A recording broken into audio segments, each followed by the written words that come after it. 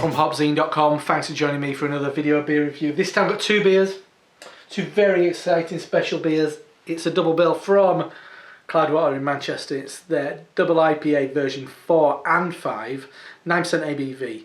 I'll give you the a breakdown of the recipes and then I'll get into the details of the difference between those two beers. These beers were released at exactly the same time.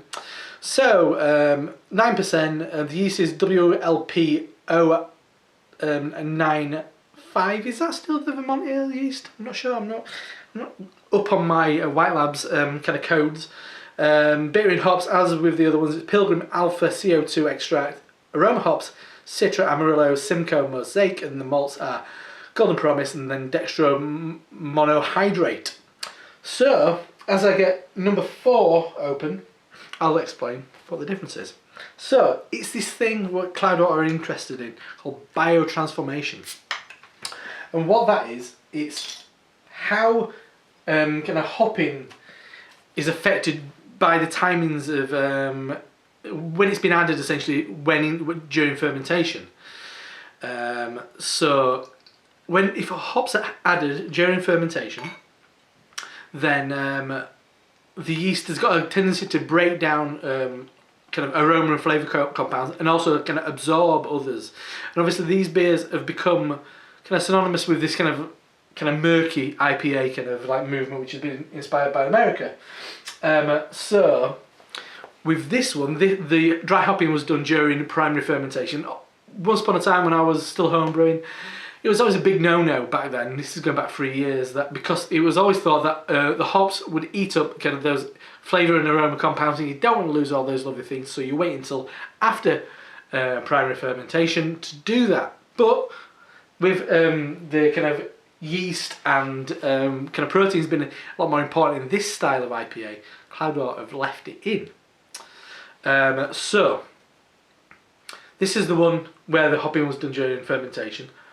I have had both these beers before. I was the guest on the Beer O'Clock Show podcast. Check it out if you want to get a longer version of this, about an hour long chat between 3 people about these two beers. Check out the Beer O'Clock Show podcast. So this is the number 4, and surprisingly to me, it's a lot brighter. It's a lot brighter than I'd expect. Perfect kind of deep golden coloured beer, brisk carbonation, nice off-white head. You would expect, I mean, I think because they're hoping to hold on to yeast essentially, that I expected more kind of that kind of like break matter in this. Anyway, let's give it a swirl and sniff, check out the aroma. That's lovely. For me, it's a lot of kind of honey, buttercup syrup. There's a slight kind of funk note in there as well, slight kind of like bready note. I'm sure it's not, but you know what I mean, it's that yeasty note.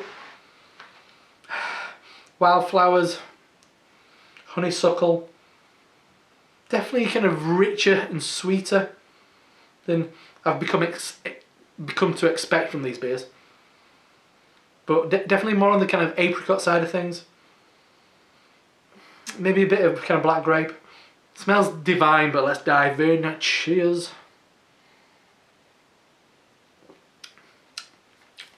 That's lovely. I mean, it's absolutely stunning. It does have a kind of like it's got an odd mouthfeel. It's got kind of slightly gluey, kind of gelatinous kind of mouthfeel. Quite resinous. Pine forward. Definitely the Mosaic and the... is there Simcoe in this? Definitely Mosaic in it. Mosaic being very prominent in this. Slightly funky. Once again, apricot. Maybe a hint of kind of... There's a cider apple in there. Loads of grapefruit. Pine. Edging towards a bit of kind of toffee. Different to what I expect. So, on to number 5. And we will do a little blend afterwards on the website. I mean, this is the entire point of this this duo of beers being released at the same time was Cloudwater want people's feedback. Want to know what, if you do the blend, what's that percentage, but which did you prefer? What did you like about it? And then they'll apply that to version 6. Great thing about Cloudwater, they're always wanting to learn, it's always something new, never think they've cracked it. Always seeing what other people are doing, being inspired and interpreting whatever that is in their own way. So, on to number 5, version 5. That's exactly what you expect. This is what in the UK has been the kind of that answer to the Heady Topper and Trillium and Treehouse and all that stuff. Obviously not as gloopy as those beers, but definitely very opaque. Reminds me of the likes of Unhuman Cannibal by Magic Raw, very protein heavy looking beer. And oddly, this is the one where the dry hopping is done post primary fermentation, and you're getting a load of kind of protein and hop haze and all sorts of good stuff in there. Beautiful kind of puffed up egg white kind of head. This video is going to be a bit longer than normal. It's 2 beers, 2 very special beers, but please bear with me. Let's check out the aroma. Oddly, I don't get, maybe because I've got a load of head on it, I'm not getting loads jumping out at me. That's better. Yeah, it's got a real, it's more of a sharp citrus. Again, a lot more lemon and slightly unripened pineapple, fresh grapefruit juice, hint of kind of coriander and lemongrass. It's just a lot more vital and fresh and sharp. This is a lot more like I kind of expect from these from this range of beers. So let's dive in, see what it's all about. Cheers.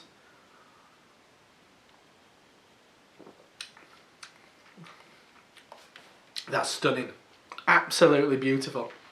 Once again, as the aroma promised, sharper, more tart, more immediate. Yeah, it's beautiful. Grapefruit once again, a bit more lime, a lot more citrus this time. Bags of pineapple. Lime zest, orange juice, lemon curd, bringing a little bit of sweetness in there. Stupidly drinkable. Musty. Dank, definitely dank. Hint of bubblegum. That's absolutely cracking. And as I said, I recorded a podcast talking about these 2 beers last week, and I'd say, and we're a week later, that's still my favourite. Is it because it's more similar to ones I've become accustomed to and ones I've become to really enjoy? Possibly. But for me, that is the winner, hands down. So last week, my mate Steve, the host of the Beer O'Clock Show, did a 60-40 split, and that's what Paul put on the blog on their website. I'm going to change that up because we didn't love that 60-40 split. So I'm going to go heavier on this and a little bit on that. Hopefully it'll kind of like balance it out a little bit more. So I might go a bit more kind of 20, 80, 70, 30, that kind of like range. So, got another glass, a little tasting glass for this one. As I said, I didn't love it, the mix. So I've done that much of number 4. So if they're saying that's like 20%, if I go up to that third, I don't want to ruin it though. Hang on, I don't want to, because I really like this one, I don't want to, yeah, it's got an odd fresh Brett note. It's not, in fact it's more of a saison yeast kind of like note, I'd say. There we go, that's a bit more. So this is the blend. I'm going heavier on the 4, a little bit of the heavier on the 5 and a little bit of the 4. So let's get a swirl and sniff. That's nice. That's got a real kind of like potent kind of pine. Still getting a bit of that yeast edge to it. That slightly funky yeast edge. Loads of gooseberry and melon. Excuse me, good carbonation. It's creamy. It takes this sharpness out of the other one. Out of the 5 does the 4. Loads of pine on this one. Smells nice. See what difference it makes. Cheers.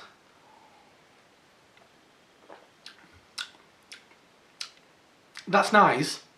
I still prefer 5. This is fruity, very fruity. Got the mouthfeel, what you're expecting. Not as slick as 4. 5 is a more pleasurable mouthfeel for me, and this kind of adds a bit more of the 5. Lots of orange, lime. That's not bad. That's not bad. If that was the beer that came out, I'd be very happy if that was 6. I do still prefer 5. I think that's more kind of, but that kind of settles things down. So 5 is a little bit sharp and zippy, but that makes, kind of calms that down. But I do like 5. So please comment on this one. I want to know what you think. If you've had them, let me know which your preference was. Let Cloudwater know for sure. I think it's really good. Still brewing some of the best double IPA and just some of the best hoppy beer in the country. Cloudwater from Manchester, and that is bottles of their Cloudwater double IPA version 4 and version 5, the double IPA. Matching recipes, same batch, just split in fermentation and changed the timings of that dry hopping schedule. Really interesting stuff. I'm Rob from HopZine.com. I like 5. I'll see you next time. Cheers.